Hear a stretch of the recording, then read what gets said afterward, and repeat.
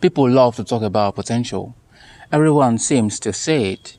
Teachers, parents, friends, sometimes even strangers say it. They'll look at you and say, "You have so much potential."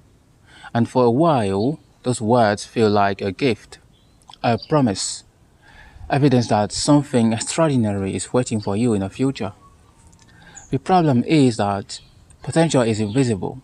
You cannot touch it, you cannot measure it, you cannot prove it exists. Potential is always tomorrow, never today. And that is where the trouble begins. Because when you're young, potential feels exciting, but when you're older, it starts feeling like debt, a debt you owe to the person you thought you would become.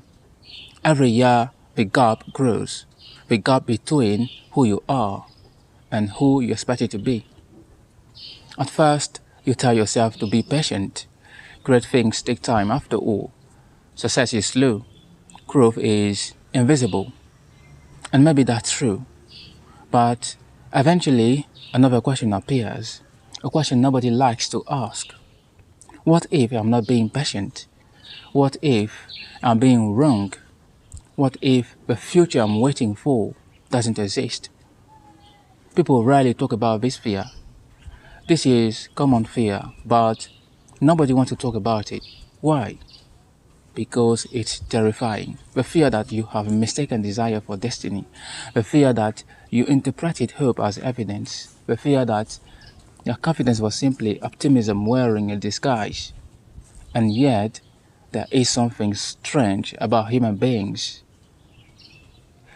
Even after disappointment, many of us continue believing, not because we have proof, not because the results are there, but because something inside refuses to let go.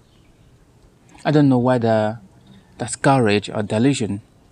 Maybe it's a mix of both. Maybe every meaningful pursuit begins as a form of socially acceptable madness. Yes, I think you need to be insane to some extent to chase after a goal that people consider nearly impossible. But you still chase after it. Isn't that a form of madness? Pursuing something that reality has given you every reason to doubt. Think about it. For years, an artist works without recognition, but doesn't give up. A writer writes without readers, but doesn't give up. An entrepreneur builds without customers, but doesn't give up. A creator uploads videos that almost nobody watches, but doesn't quit. What does that imply? Okay, let's calm down. Perhaps madness is not the right word, because madness implies a disconnection from reality, and dreamers are often painfully aware of reality. They see the odds, they see the statistics, they see the thousands who tried before them and failed. They know the mountain is steep, they know the journey may lead nowhere, and yet they continue, not because they are certain, but because uncertainty feels lighter than regret. From the outside, it looks irrational. From the inside, it feels necessary. And that is precisely the problem. From the outside, the future visionary and the future fool look identical. Both continue when others stop. Both believe when evidence is scarce. Both endure criticism. Both refuse to let go. The difference only becomes visible later, much later, after reality has already chosen a winner, which means that while you are living through it, nobody can tell whether you are persevering or deceiving yourself, not even you. If potential is such a difficult thing to understand, it's because the evidence of it usually arrives last, after the work, after the doubt, after the years.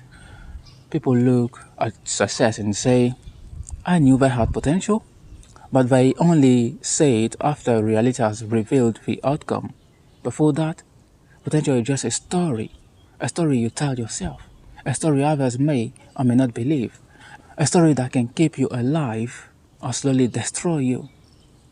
That is why I think the real question is not whether you have potential.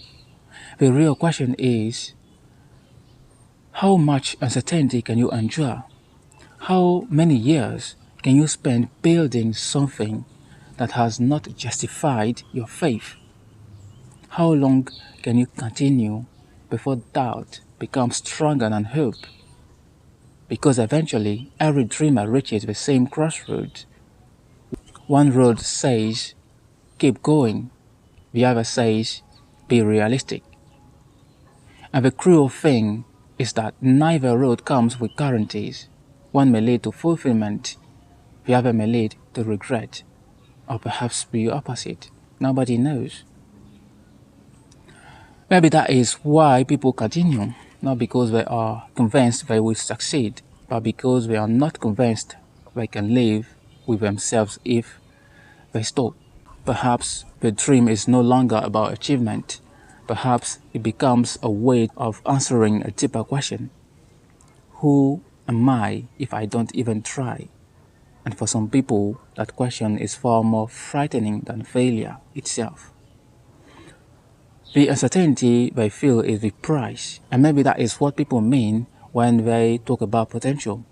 They don't mean hidden talent, they don't mean destiny, they don't mean greatness, they mean the willingness to live for a long time without answers, to continue despite the possibility that you're wrong, to continue despite the absence of proof, to continue because something inside you considers the attempt worthwhile.